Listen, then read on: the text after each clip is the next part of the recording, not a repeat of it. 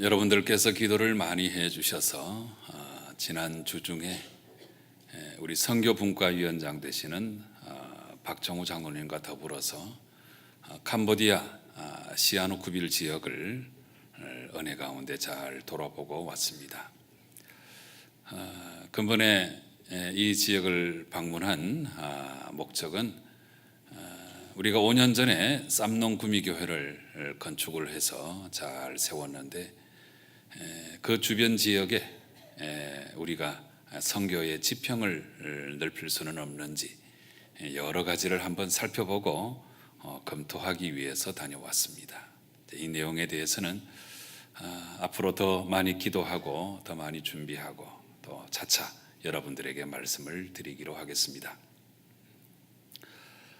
또 한 가지 목적이 더 있는데 우리 의료 선교팀이 지금 이 시아누쿠빌 지역에 열심히 의료 선교를 감당하고 있습니다. 그래서 첫날은 이 라이프 대학에서 의료 선교를 했고, 둘째 날은 쌈농 구미교회 그 위쪽에 붓뱅이라고 하는 지역이 있는데 이 지역에 굉장히 이제 열악한 지역입니다. 이곳에 배를 타고 건너가서 의료 선교를 잘 감당하고 있습니다. 그래서 이 의료 선교팀을 격려하기 위해서 이런 목적도 가지고 이번에 캄보디아를 방문하고 돌아왔습니다. 캄보디아가 이 동남아시아 국가인데 우리가 일반적으로 생각할 때는 캄보디아나 그 주위에 있는 나라들 다 비슷비슷한 줄로 그렇게 알고 있는데, 근데 직접 가서 이 속속들이 좀 들여다보니까 주변에 있는 나라들보다 더 열악해요. 운전하는 모습도 그렇고 내비게이션이 아예 없어요. 신호등도 별로 없고 이 사회 기반 시설이 거의 갖추어져 있질 않고, 그래서 참 힘들고 어려운 중에 살아가시는 분들인데 짧은 기간이지만 우리 의료 선교팀이 가서 이렇게 의료 봉사를 하면 그분들에게는 너무나 참 귀하고 아름다운 시간이 아닐 수 없습니다. 이제 사역들을 거의 다 마치고 오늘 예배 드리고 이제 푸놈펜까지 또 이동하면 한 4시간 걸리거든요. 그래서 이제 오후에 푸놈펜으로 이동해서 밤 비행기를 타고 돌아오게 되는데 끝까지 잘 무사히 돌아올 수 있도록 여러분 기도 많이 해주시기 바랍니다. 캄보디아가 여러 가지 환경이 열악한데 그럼에도 불구하고 우리나라보다 좋은 게 딱 한 가지 있습니다. 그게 뭐냐 하면 캄보디아 시원해요. 지난주 중에 제가 이렇게 소식을 들으니까 여러분 다 죽을 뻔했다면서요. 근데 캄보디아 시원해요. 동남아시아 우리가 일반적으로 너무 덥다고 그러는데 물론 덥지요. 그렇지만 한 27도, 8도 또 비가 주룩주룩 내려가지고 시원하게 며칠간 보내다 왔습니다. 근데 어제 아침에 인천공항에 딱 내리는데 탁 밖으로 나오는데 숨이 턱 막히대요. 아침 시간인데 지난 주간에 여러분 얼마나 고생하셨을까 하는 생각이 들었습니다. 요즘 참 날씨가 왜 이렇습니까? 이 날씨가 이제 언제까지 갈지 참 걱정입니다. 그래서 오늘은 여러분들이 좀 시원함을 느낄 수 있도록 갈릴리 바다 이야기를 좀 전해드리고자 합니다. 상상의 나래를 펼치셔서 저하고 말씀 속으로 들어가서 이 갈릴리 바다 위에서 일어난 일들을 우리가 살펴보며 함께 은혜 나누고자 합니다. 이 이스라엘 땅에는 생명의 젖줄과도 같은 참 중요한 호수가 하나 있습니다. 이 호수는 갈릴리 호수인데 이스라엘 사람들은 이 호수를 갈릴리 바다 이렇게 부르고 있습니다. 이 물도 짠물이 아니고 민물이고 바다와 전혀 상관이 없지만 그렇지만 제법 규모가 있어서 이 호수를 바다라고 부르는 것입니다. 이 요단강도 우리나라 한강의 절반도 안 되고 한 3분의 1도 안 되는 그런 폭입니다만은 또 아주 좁은 곳은 그냥 또랑이에요, 또랑. 그런데도 불구하고 요단 시내 이렇게 부르질 않고 요단강 이렇게 부르지요. 다 똑같은 이치입니다. 이 갈릴리 바다는 크기가 이 남북의 길이가 한 21km 정도가 되고 동서 이 폭이 한 14km 정도 됩니다. 21km 같으면 어떻게 가늠이 좀 가세요? 네, 여기에서 우리 이 분당 이 남쪽이잖아요. 지금 우리가 있는 곳은 이곳에서 차를 타고 21km 되는 지점이 어디쯤 될 것 같아요? 네, 성남 지나가겠죠? 성남 다 지나가고 송파도 다 지나가고 한강 강변까지 가면 거기 한 21km 되는 거예요. 그러니까 이 갈릴리 호수가 사실 뭐 적은 호수는 아니죠. 네, 오늘 이 본문의 말씀은 바로 이 갈릴리 바다에서 있었던 사건이 되겠습니다. 지금 제자들은 갈릴리 바다 이편에서 저편으로 백길 여행을 떠나고 있습니다. 이 백길 여행을 떠나게 된 것은 예수님께서 갈릴리 바다 이편에서 사역을 하시다가 이제 우리 저편으로 가자 이렇게 말씀하셨기 때문입니다. 이제 이 편은 어디냐 하면은 갈릴리 호숫가에 있는 가브나움이라고 하는 그런 성읍이고 바다를 가로질러서 저편으로 가면 오늘 본문 다음에 5장 1절 말씀 보면 이방 지역 그라사 지역인 것을 알 수 있습니다. 그래서 갈릴리를 중심으로 복음 사역을 잘 감당하시다가 예수님께서는 이제 작정하시고 내가 이방 지역에도 복음을 전해야 되겠다 이 마음을 품으시고 이제 우리가 저편으로 가자 이렇게 이제 말씀을 하신 것입니다. 그런데 배가 바다 한가운데 이르렀을 때에 아주 큰 광풍이 일어나고 아주 물결이 심하게 배에 부딪혔습니다. 뭐 금방이라도 배를 집어삼킬 듯한 아주 큰 파도가 일어났습니다. 그리고 이 35절 말씀에 의하면 그날 저물 때에 이 표현 나오죠. 그날 저물 때에 떠났기 때문에 큰 광풍을 만나고 있는 이 시점은 아마도 한밤중이 아닐까 그렇게 짐작해 볼 수가 있습니다. 여러분, 갈릴리 호수는 오늘날도 아주 맹렬한 돌풍이 자주 일어나고 있습니다. 그 이유는 이 갈릴리 바다의 주변 지형이 아주 특수하기 때문이죠. 이 갈릴리 바다는 지중해 이 바다면보다 해수면보다 약 230m나 아래쪽에 위치해 있습니다. 굉장히 낮은 곳에 위치해 있는 호수이죠. 그리고 그 주위에는 산들이 고원을 이루고 있고 동쪽에는 아주 가파른 계곡이 있습니다. 그런데 북쪽에서 형성된 이 차가운 기류가 그 북쪽으로 올라가면 이제 헐몬산이라고 하는 높은 산이 있거든요. 여기는 뭐 여름에 가도 그 산 꼭대기에 눈이 보일 정도니까 그래서 북쪽에서 그 찬바람이 남쪽으로 이렇게 불어오면서 갈릴리 바다를 만나게 되면 그 좁은 폭 사이로 지나가게 되니까 아주 속도가 빨라지게 되고 그리고 이 해수면에 뜨거운 공기와 만나면서 아주 큰 돌풍이 이제 일어나게 되는 것입니다. 그래서 이 큰 광풍이 갑자기 일어나서 이제 예수님과 제자들이 탄 배를 그냥 집어삼킬 듯이 달려들고 있습니다. 오늘 본문 말씀 37절에 보니까 큰 광풍 이렇게 기록하고 있죠. 큰 광풍. 근데 이 큰이라고 하는 단어를 헬라어 원문에 찾아보니까 이제 여러분이 잘 아는 단어가 나왔어요. 큰 광풍 할 때 이 큰이 바로 메가라고 하는 단어예요. 메가. 우리 지금 컴퓨터 용어로 다 쓰고 있죠. 100메가, 200메가 할 때 그 메가예요. 그래서 지금 예수님의 일행이 탄 이 배를 몰아치고 있는 이 광풍은 그야말로 메가톤급 광풍이 지금 몰아치고 있는 것입니다. 이 큰 광풍 앞에 이제 방어할 시간도 없고 아주 집채만한 우리 뭐 아파트 크기만한 큰 강풍이 이제 몰아치게 되니까 이러다가 목숨을 잃을 수도 있는 절체절명의 순간이 된 것입니다. 그런데 여러분, 여기서 잠깐 이 바다를 우리의 인생과 한번 비교해 볼 필요가 있습니다.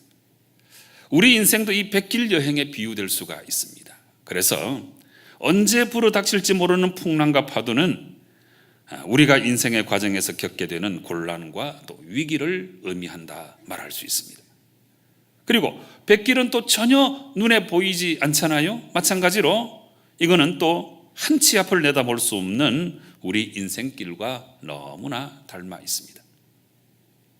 그렇습니다. 여러분, 오늘 본문에서처럼 이 갈릴리 바다 이편에서 저편으로 넘어가는 그 뱃길 여행은 우리들 삶의 과정과 아주 비슷하다는 사실입니다. 그 여행길에서 때때로 메가톤급 광풍을 만나듯이 우리도 우리 인생길에서 때때로 메가톤급 위험과 곤란을 경험할 때가 많이 있는 것입니다. 건강하던 사람에게 갑자기 위중한 병이 찾아오고 생업이 하루아침에 큰 어려움 속에 빠지고 관계의 파괴로 정말 죽고 싶은 때도 생기는 것이고 어떤 때는 해도 안 되는 때가 분명히 있는 것입니다. 자, 그런데 여러분, 지금 이 캄캄한 밤에 이 메가톤급 광풍이 일어나서 금방이라도 배를 집어삼킬 듯이 몰아치고 있는데, 그런데 여러분, 지금 이 배 안에는 예수님과 또 제자들만 있지 않습니까? 그들은 일반 무리들과는 다르게 선택된 존재들이 되는데요. 근데 예수님을 모시고 선택된 백성들만 타고 있는 이 뱃길 여행에도 이렇게 메가톤급 광풍이 몰아치고 물길이 부딪혀서 배에 가득하게 된 것입니다. 여러분, 이게 바로 우리 인생의 속성입니다. 우리 인생 가운데는 이렇게 예기치 않은 메가톤급 광풍이 몰아칠 때가 분명히 있는 것입니다. 그래서 이런 메가톤급 광풍 앞에서 이제 제자들은 어찌할 수가 없어서 예수님을 흔들어 깨웠습니다. 놀랍게도 이때 예수님은 이 메가톤급 광풍 가운데서도 베개를 베고 주무시고 계셨습니다. 예수님을 흔들어 깨운 그들은 이제 원망하는 목소리로 한 가지 질문을 던지고 있습니다. 선생님이여, 우리가 죽게 된 것을 왜 돌보지 아니하시나이까? 원망이 가득 찬 그런 질문이죠. 이런 제자들의 깊은 탄식을 들으시고 이제 예수님은 일어나셔서 그리고 바다를 향하여 분명한 명령을 내리셨습니다. 바람아 멈추어라. 바다야 잠잠하라. 고요하라. 여러분, 생각해 보세요. 이 아무나 할 수 있는 명령이 아니지 않습니까? 무슨 생각이 있는 존재라야 우리가 명령하면 그 명령을 듣지. 바다, 바람, 무슨 생각이 있습니까? 그런데 아무나 할 수 없는 이 명령을 주님께서 하신 것이고, 그래서 이렇게 주님께서 명령하셨을 때에 놀랍게도 바람이 그치고 바다는 잔잔해졌습니다.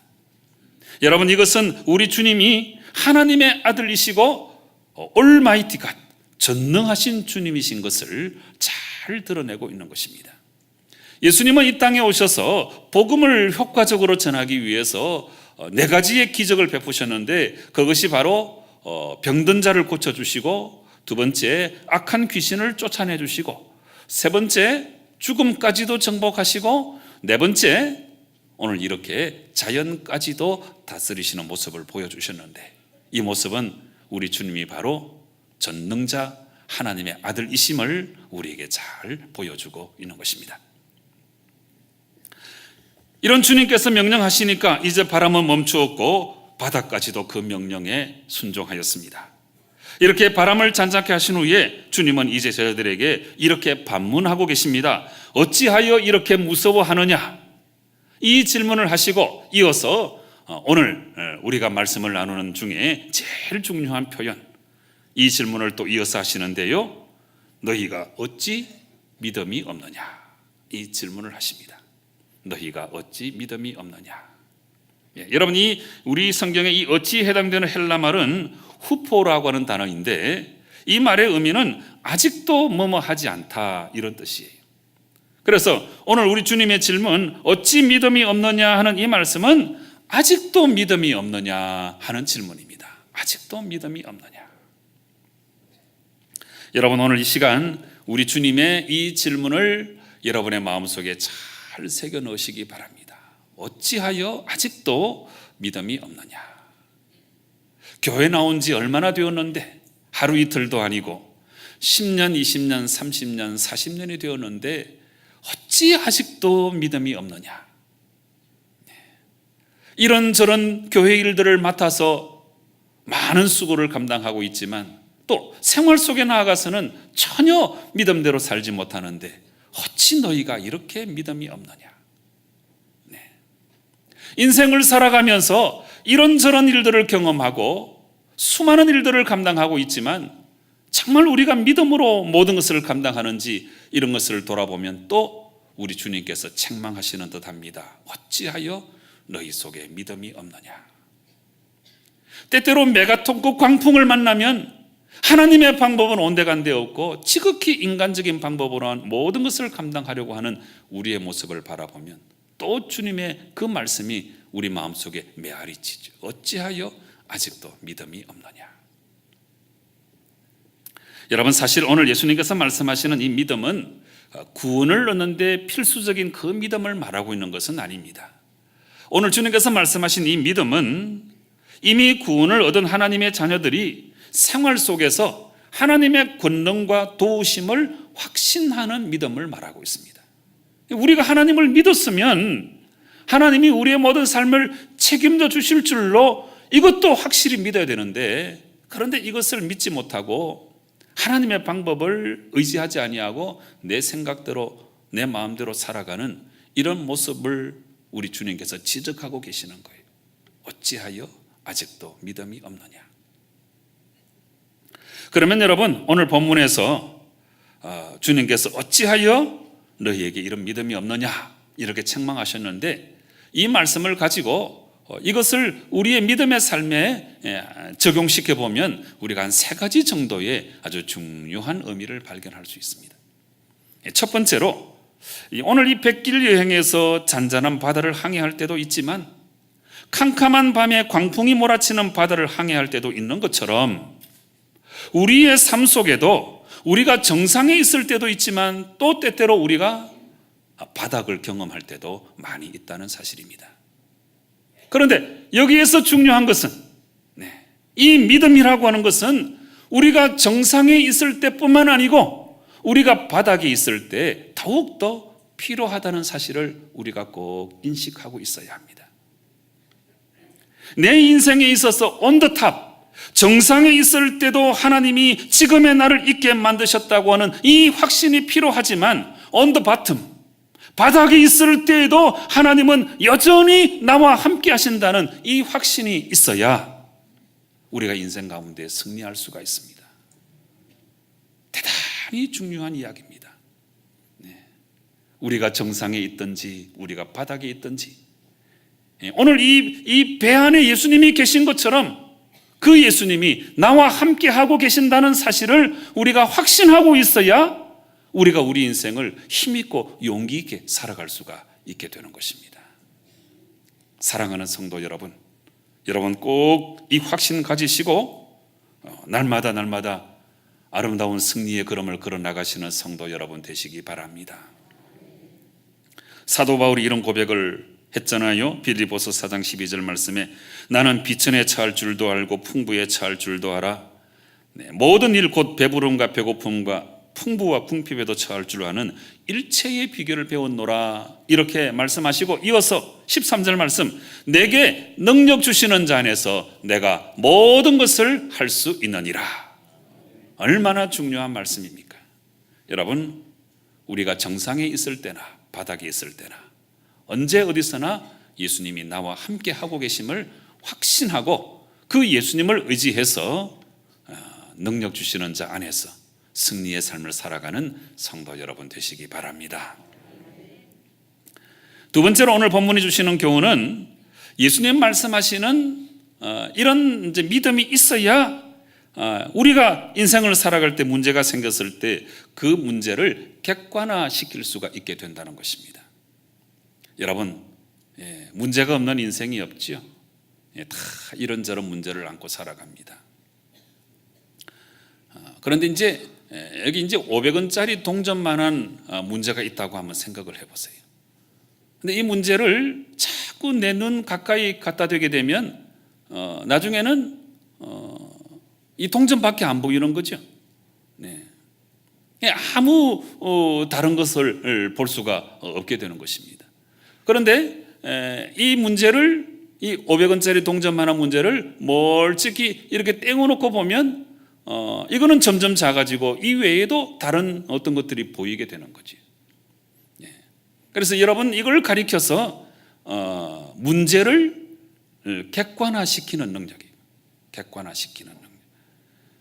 우리 인간이라고는 존재는 연약해서 어떤 문제가 생겨나면 그 문제 속에 함몰되는 경우가 많습니다. 그 문제밖에 안 보이는 거예요.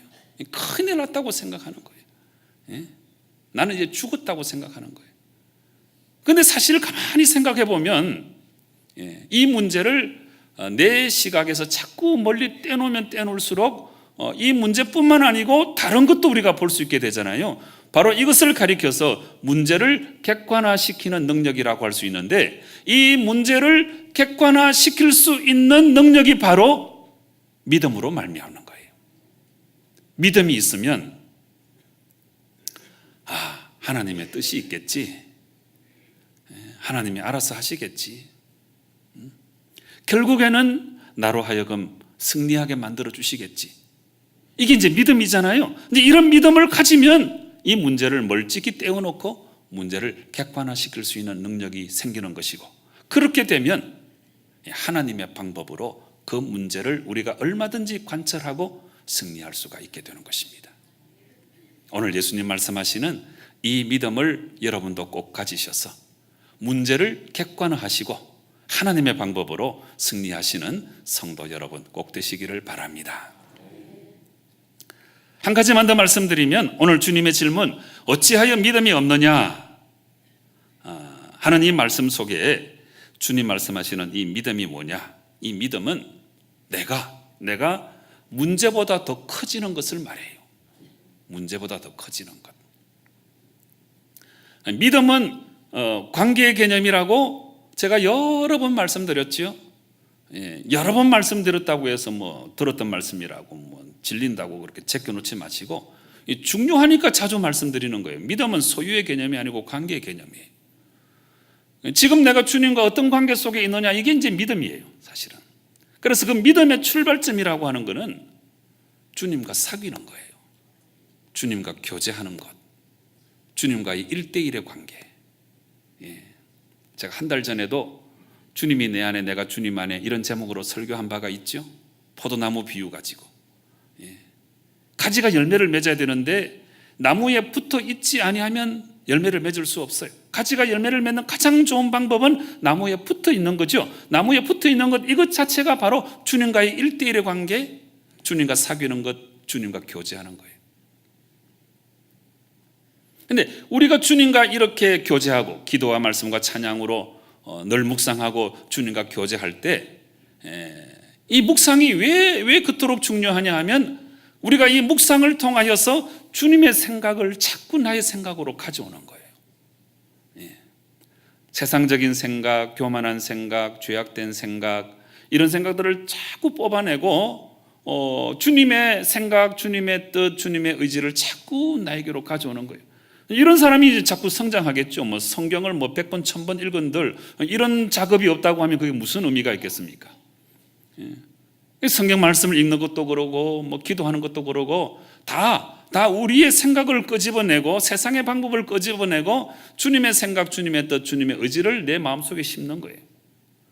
주님의 생각을 자꾸 내가 가지고 오면 내 마음이 주님의 마음을 닮아서 자꾸 커지게 돼 있어요. 이 원리가 중요한 거예요. 믿음은 관계의 개념이어서 늘 주님과 교제하며 주님의 생각, 주님의 뜻, 주님의 의지를 가져와서 내가 주님처럼 자꾸 커지는 거, 이걸 우리 주님께서 바라시고 계시는 거예요. 그런데 우리가 기도와 묵상과 말씀을 통해서 주님의 생각을 자꾸 가지고 와서 내 마음도 커지고 내 믿음도 커지고 내 용기도 커지고 또 내 지혜도 커지고, 그렇게 되면 어느 순간에 놀라운 경험을 하게 되는데 문제가 작아져 보이는 거예요. 이게 문제를 극복하는 그리스도인의 방법입니다. 처음에는 문제가 태산같이 있었잖아요. 태산같이.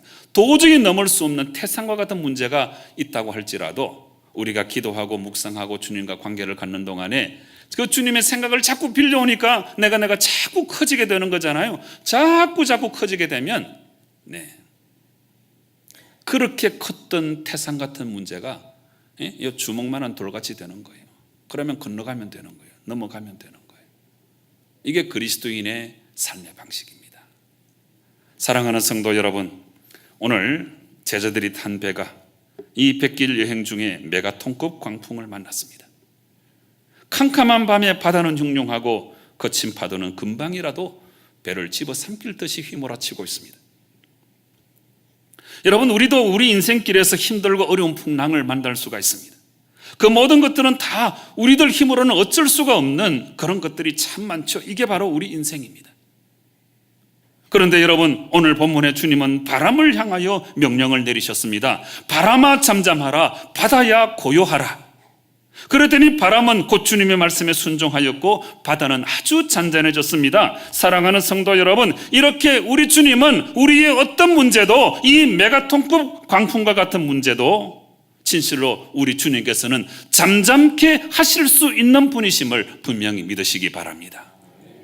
주님 우리에게도 말씀하십니다. 우리 주위에 우리를 괴롭히는 모든 악한 문제들, 메가톤급 광풍과 같은 이런 문제들, 잠잠하라, 고요하라.